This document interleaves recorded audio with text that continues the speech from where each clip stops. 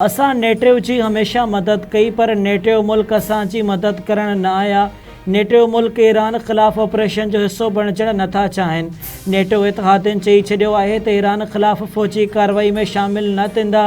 अमरीका native मुल्कनि जी हिफ़ाज़त ते सालियाने अरबे डॉलर ख़र्च कंदो आहे। नेटिव मुल्कनि जे अहिड़े फ़ैसिले ते हैरत न थी आहे। अमरीकी सदर डोनाल्ड ट्रंप जो बयान। संदसि चवणु आहे त अमरीका दुनिया जो ताक़तवर मुल्क आहे। असांखे कंहिंजी बि मदद जी ज़रूरत न आहे।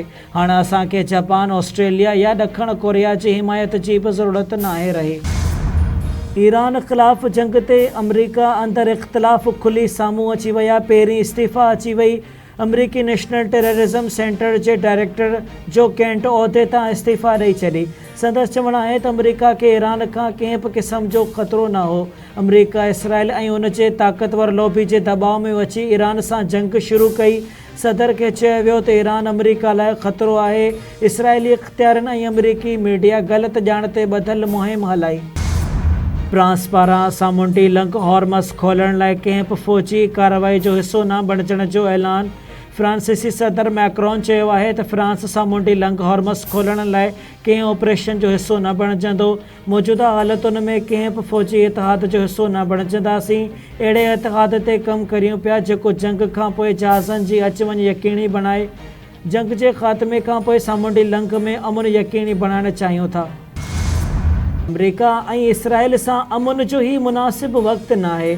अमरीका ऐं इसराइल खे शिकस्त ॾियण ऐं क़ीमत अदा करण ताईं वेढ़ जारी रखंदासीं। अमरीका खे ईरान जे नुक़साननि जो ॾंढ भरणो पवंदो। ईरानी सुप्रीम लीडर मुजतबा ख़ामनाई जो बयान। ईरानी सीनियर उहिदेदार दावा कई आहे त ईरानी सुप्रीम लीडर जंगी पोज़ीशन ते क़ाइमु आहे। मुजतबा ख़ामनाई अमरीका सां चिकताण घटाइण वारियूं तजवीज़ूं रद्द करे छॾियूं। सुप्रीम लीडर जो मौक़िफ़ पलांद जे मामले ते इंतिहाई सख़्तु ऐं संजीदा आहे। ईरानी नेवी जे बहादुर जवाननि जी यादि क़ौम जी दिलनि में सदाईं रहंदी। ईरान जे सुप्रीम नेशनल सिक्योरिटी काउंसिल जे सेक्रेटरी अली लारिजानी पारां ईरान जे सामूंडी फ़ौज जे नाले पैगाम जारी। संदसि चवणु आहे त बहादुर जवाननि जूं क़ुर्बानियूं ज़ाया न थींदियूं। शहीद जवान ईरानी फ़ौज जे बुनियाद जी मज़बूती जो कारण बणजंदा। सिंध जे सीनियर वज़ीर शर्जिल इनाम मेमून कराची में EV बसुनि जे नए रूट जो इफ़्तिताह करे छॾियो। इलेक्ट्रिक बस सर्विस जो नओं रूट गुलशन ऐं मेमार खां टावर ताईं 32 किलोमीटरनि ते बदल हूंदो। ट्रांसपोर्ट खाते पारां EV बस सर्विस जे नए रूट जी इफ़्तिताही तक़रीब। सीनियर वज़ीर शर्जिल इनाम मेमून जो चवणु आहे त नए रूट सां गुलशन ऐं मेमार, सरजानी टाउन ऐं भरपासे वारनि इलाइक़नि जे रहवासियुनि खे जदीद ऐं सस्ती सफ़री सहूलियत मिलंदी। सिंध हुकूमत शहरनि खे मयारी ऐं माहौल दोस्त पब्लिक ट्रांसपोर्ट फ़राहम करण लाइ अमली क़दम खणी रही आहे। सिंध हुकूमत शहरनि खे आलमी मयार जी ट्रांसपोर्ट ॾियण लाइ पुरअज़म आहे।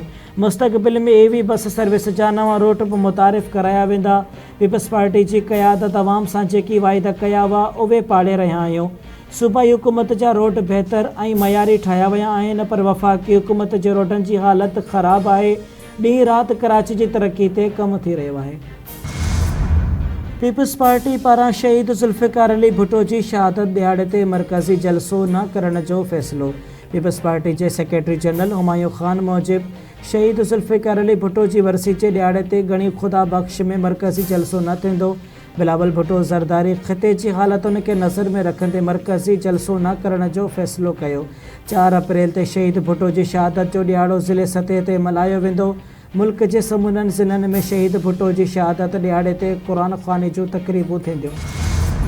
ऐं सिविल अस्पताल मिठी जे chief medical officer doctor Abdul Karim Shaikh जो आपघात वारो मामिलो ज़िम्मेवार करार ॾिनल सिहत खाते जे ऑफिसरनि ऐं मुलाज़िमनि समेत 8 ॼणनि मथां मिठी थाणे ते केस दाख़िल कयो वियो। डॉक्टर अब्दुल करीम शेख जे पुट सादिक अली शेख जी फ़रियाद ते मिठी थाणे ते केस दाख़िल कयो वियो। FIR में ज़हनी टॉर्चर ॾेई ख़ुदकशी ते मजबूर करण जा कलम शामिल। Civil surgeon doctor Haresh Jagarani, male staff nurse Manthar Bheel, doctor Mohanlal Khatri, doctor Abdul Malik Nodiyo ऐं ॿियनि खे नामज़द कयो वियो। फ़रियादी सादिक अली शेख जो चवणु आहे त जवाबदार मंठार भील वालिद खे 1 मार्च वारी राति ड्यूटी दौरान फ़ोन ते गारियूं ॾिनियूं। जवाबदारनि ज़हनी टॉर्चर ऐं अज़ियतूं ॾेई मुंहिंजे वालिद खे आपघात करण ते मजबूर कयो। मुंहिंजे वालिद ख़त ऐं वॉइस मैसेज में मौत जे ज़िम्मेवार समूरनि जवाबदारनि जा नाला पाण ज़ाहिर कया हुआ।